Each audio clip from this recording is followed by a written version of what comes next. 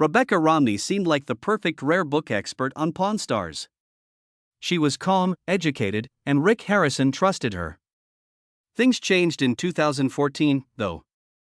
There was a book worth $40,000 that had been stolen on the show. Then the FBI got involved and asked Rebecca how stolen books got on national TV. She left the show without saying why by January 2015. No farewell, no official word. Today, we're finding out what really happened behind the scenes and why the truth was kept hidden for so long.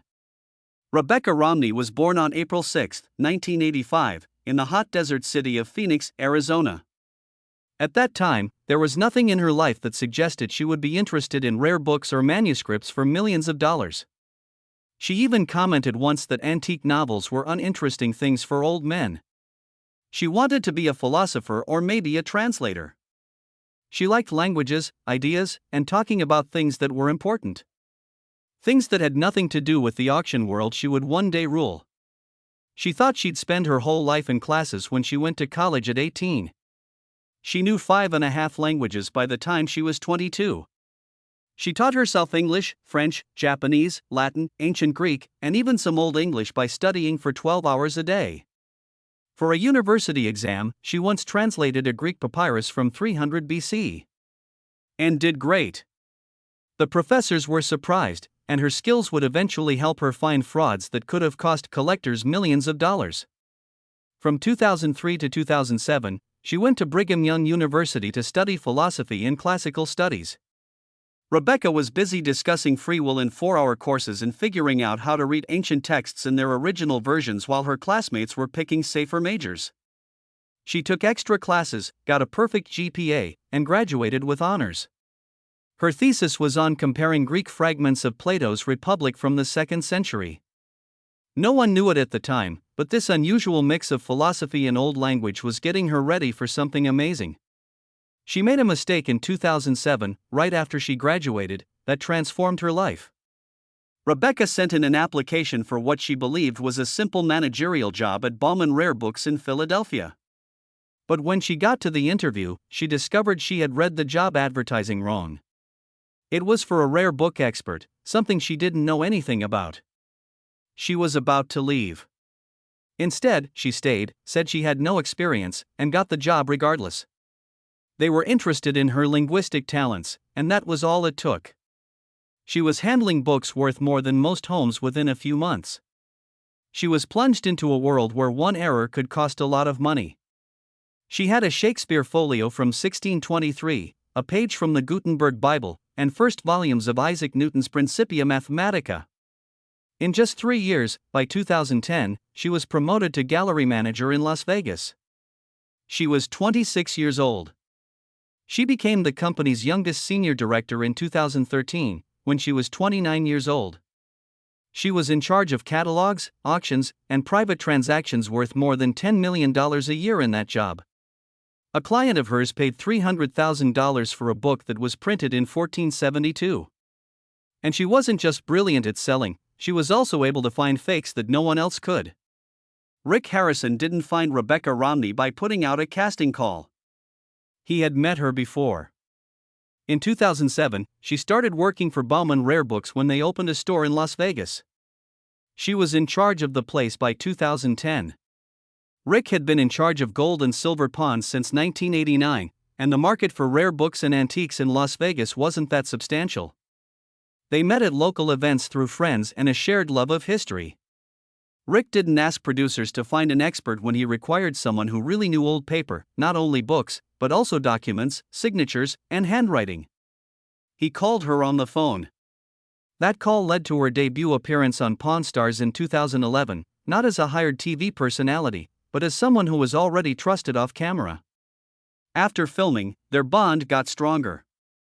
They even went on multiple dates, and viewers had no idea that the calm, book-smart expert on TV wasn't only a nice fit. She was chosen by hand. April 4, 2011, was the first time she stood in front of the camera. She was given a stack of papers from the Civil War. There was a Confederate bond from 1861 that might be worth $5,000 if it is legitimate. She looked at the paper's texture, the ink, and even how it was printed. She showed a fake signature in less than 10 minutes, which decreased the value from $10,000 to a few $100s. People couldn't take their eyes off the screen. She spoke with confidence, confirming facts discreetly while the cameras were rolling. By the conclusion of the broadcast, she wasn't simply another guest expert. She was the bookwoman, and she stole the show. The ratings went up by 15%. After that, if the pawn store obtained anything made of paper, such books, letters, or historical papers, they phoned Rebecca. She was in about 30 episodes from 2011 to 2020, with the most active time being the first 4 years. During that period, she looked at everything from a $2,000 copy of a Columbus letter from 1493 to an original broadside of the Declaration of Independence that was worth $15,000. In 2013, she shocked everyone by proving that notes found in a book assumed to be useless were actually linked to Edgar Allan Poe. She even dealt with slave trade records from the 1800s and told them how to put a price on something that was so closely linked to grief and history. By 2014, she was in charge of about 3/4 of the show's paper-related reviews. Some of the calls she made were hard. She once proved that a bogus Shakespeare folio that someone thought was worth $10,000 was not real. Not at all. It wasn't just what she knew that made her stand out. How she said it was what mattered.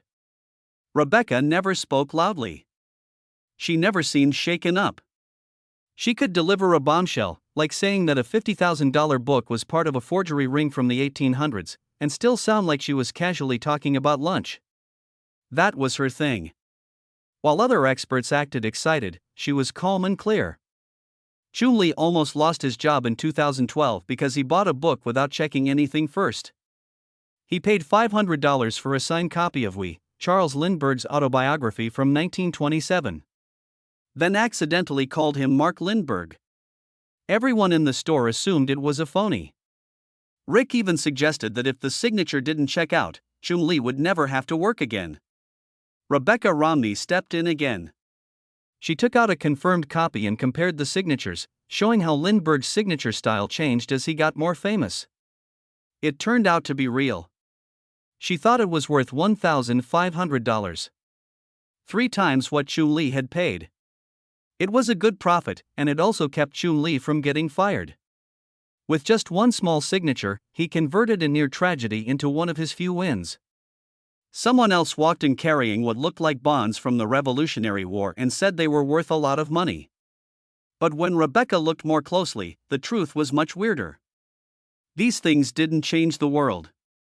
They were part of the Confederacy. And they weren't only hard to find. They weren't there. After the Civil War finished in 1865, these papers were gone.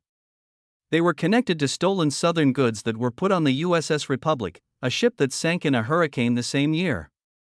In 2003, people found the wreck, and by 2005, they had found part of its rusted contents. These ties were a part of the past.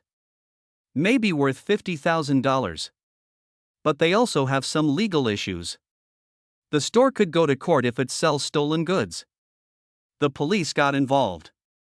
Rebecca's meticulous investigation stopped the shop from buying something that might have developed into a lawsuit, illustrating that sometimes history comes with consequences. Someone once felt they had hit the lottery when they found a Shakespeare first folio from 1623.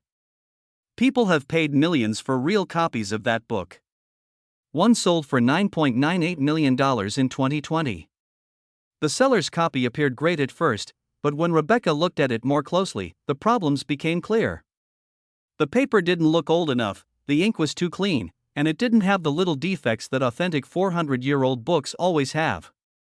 She thought it was a hoax, maybe based on the so-called false folio of 1619, a collection that William Jaggard and Thomas Pavier created that wasn't real. Those are all useful, but this one wasn't close. The store could have lost thousands if Rick had bought it. Her quick thinking kept them from making one of the most expensive mistakes in Pawn Stars history. But sometimes, the things were genuine and just as strong as they were. This happened when someone brought in a first edition of Charles Darwin's On the Origin of Species. The book came launched on November 24, 1859, and it sold out right away. There were only 1,250 copies made. Rebecca realized it was real as soon as she saw the green cloth binding, the pictures, and the adverts from June 1859. She thought it was worth $75,000. Darwin's book had a huge effect. It changed both science and religion for good. Not even Copernicus and Newton had made such a stir. Some versions, notably those containing Darwin's notes in them, have sold for more than $500,000. Later editions aren't worth nearly as much. The 1862nd edition, for instance, is only worth about $9,500 since Darwin took out his strange whale bear story. Oh, but that first print altered everything. And this one, which was sitting in the store, was the kind of find that most collectors would want to have. From 2011 to 2015, she became a fan favorite, notably after she reviewed a first edition of Frankenstein in an episode that went viral on online forums. The book was worth $20,000, and so was the reaction it got. People began to call her the Book Whisperer. And she immediately attracted tens of thousands of fans. Fans pushed the producers to give her more time on television. Some people even wanted a spin-off. But things weren't always perfect behind the scenes. An episode of Pawn Stars that aired in 2014 would quietly start one of the oddest and most disturbing myths about the show. A man went into the pawn shop that sells gold and silver. That they had a rare 1841 copy of the Book of Mormon. Rebecca Romney, the show's expert on rare books, looked it over carefully and said it was worth $40,000. But the person selling it sought $100,000. Rick Harrison was able to buy it for just $24,000 after some back and forth. It appeared like another nice deal for the store at first. But then things began to fall apart. Rumors spread that the book was taken from the Marriott Library at the University of Utah. It is said that federal officials became involved not long after the episode aired. Rumors say that the FBI took the book and left the pawn store with nothing. There was never an official announcement, and no charges were made public. But Reddit posts and YouTube videos helped the tale spread. And in late 2014, when the FBI was believed to have become involved, Rebecca Romney was said to have been questioned by federal authorities. People were saying that the agents wanted to know how stolen historical books might go on national television without causing a stir. This wasn't the only time this happened. The FBI had already given over stolen volumes to the National Library of Sweden in 2015. In 2005 and 2006, they arrested Forbes Smiley for stealing rare maps valued millions of dollars. Some people think that the interrogation had a big effect on Romney, even though she was never accused of doing anything wrong. People knew her for confidently judging books worth thousands of dollars. Her judgment was now clouded. Then came the 10th of January, 2015. Rebecca Romney was on Pawn Stars for the last time, where she looked at a pirate book from 1734.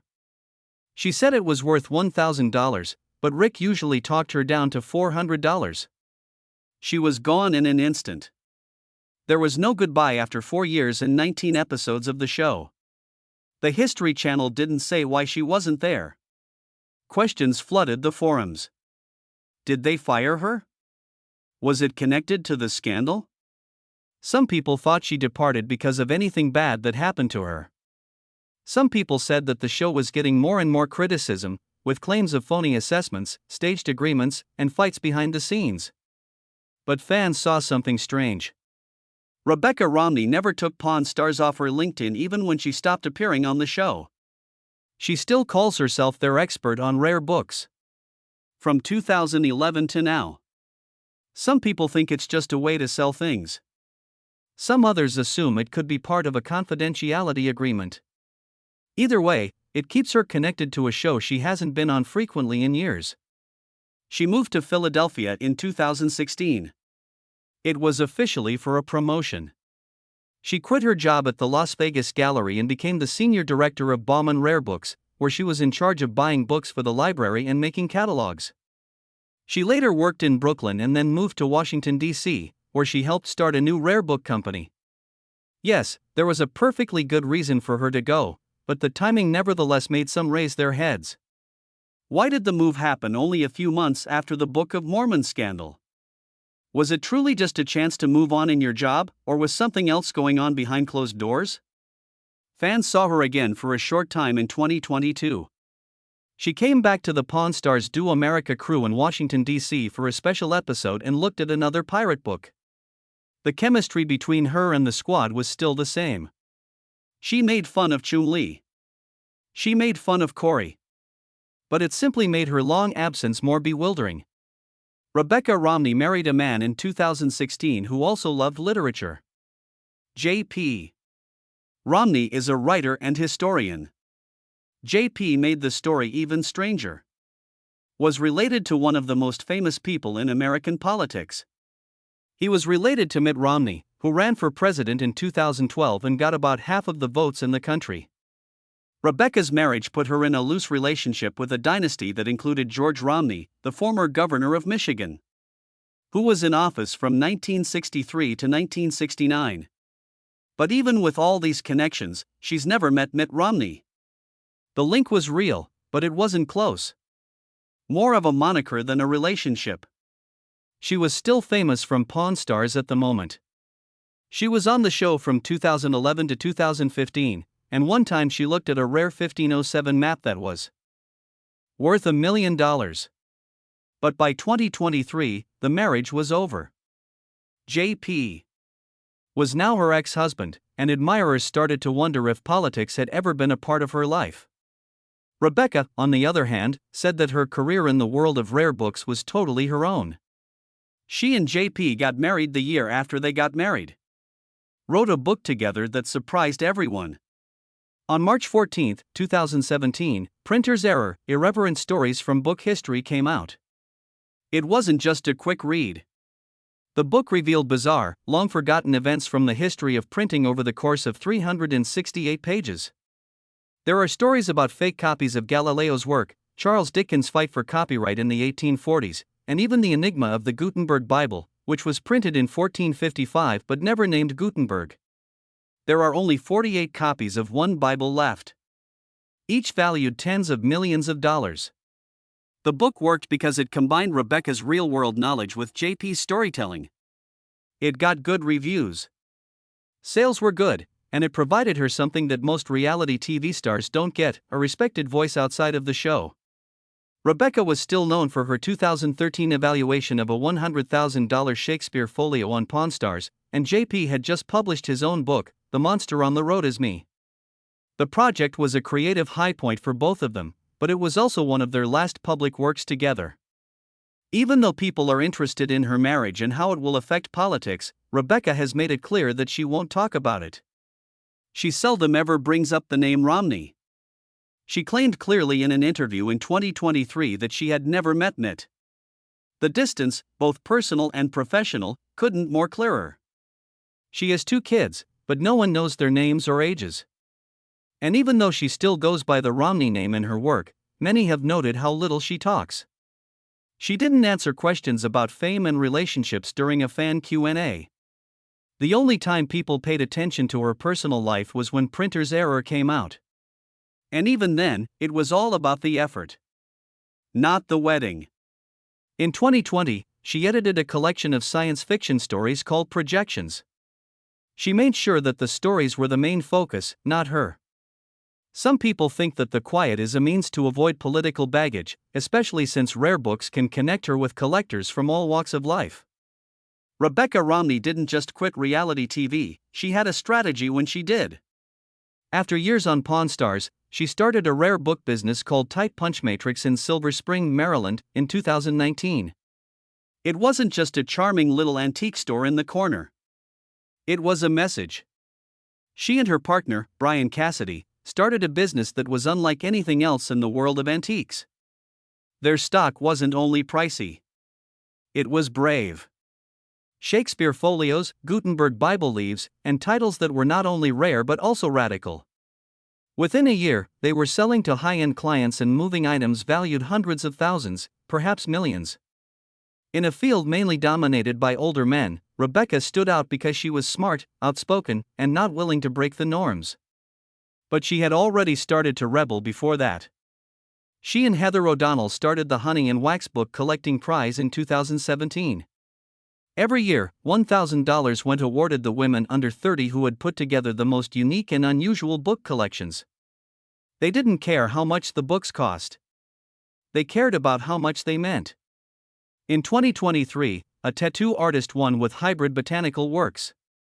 In 2024, a national security analyst won with a set that had a military theme. Rebecca had seen something that made her uneasy. Women loved collecting, but they didn't want to call themselves collectors. This award changed that. With the help of Biblio and Christie's, it provided them exposure, confidence, and a true place in the rare book world. By 2025, it had honored 9 women and encouraged many more. Something else changed that year as well. On February 18, Rebecca came out with Jane Austen's bookshelf. It wasn't just a book. It was a huge deal in the world of books. It ripped into what she dubbed the Great Forgetting, which is how women writers who helped construct Austen's world were purged from history. Charlotte Smith, Anne Radcliffe, and Frances Burney. These women used to be very popular and sold thousands of copies. Most of their work is no longer in print.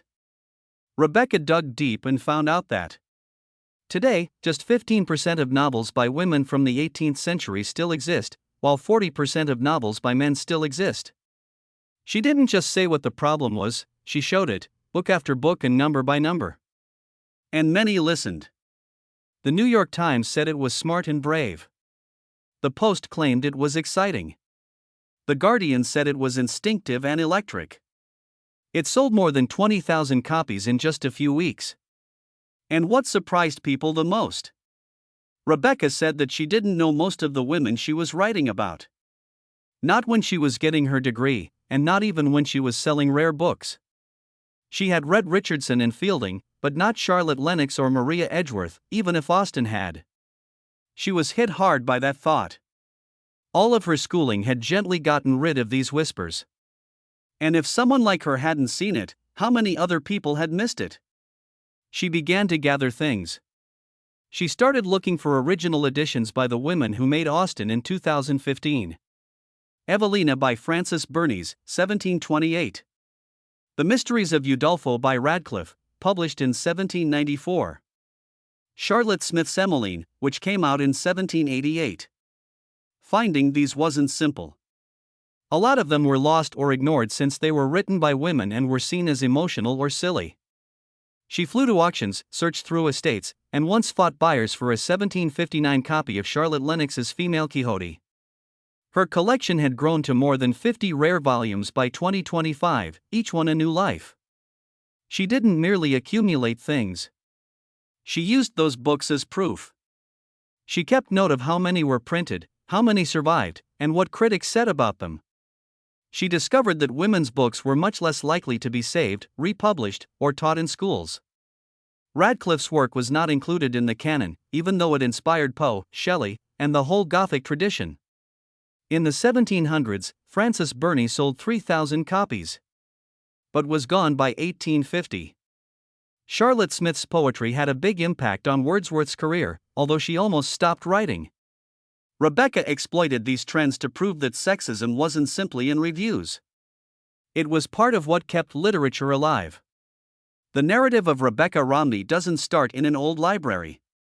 It starts at a Las Vegas pawn shop with neon lights, where she first appeared on TV as an expert on rare books. But nevertheless, that improbable start led her to the most exclusive rooms in American bibliophilia. The Grolier Club in New York is one of them. It was started in 1884 and is the oldest and most prestigious group of book collectors in the U.S. Only 825 persons in the whole world may say they are members. But in May 2025, Rebecca will be there to give a talk called Jane Austen's Bookshelf, Collecting as Investigation. The lecture started with a time in 2023 when she found a Victorian edition of Frances Burney Evelina. That book made everything different. It took her on a journey to find the women who inspired Austen yet were generally left out of the canon. She isn't merely telling the history of literature. She's reworking it right now.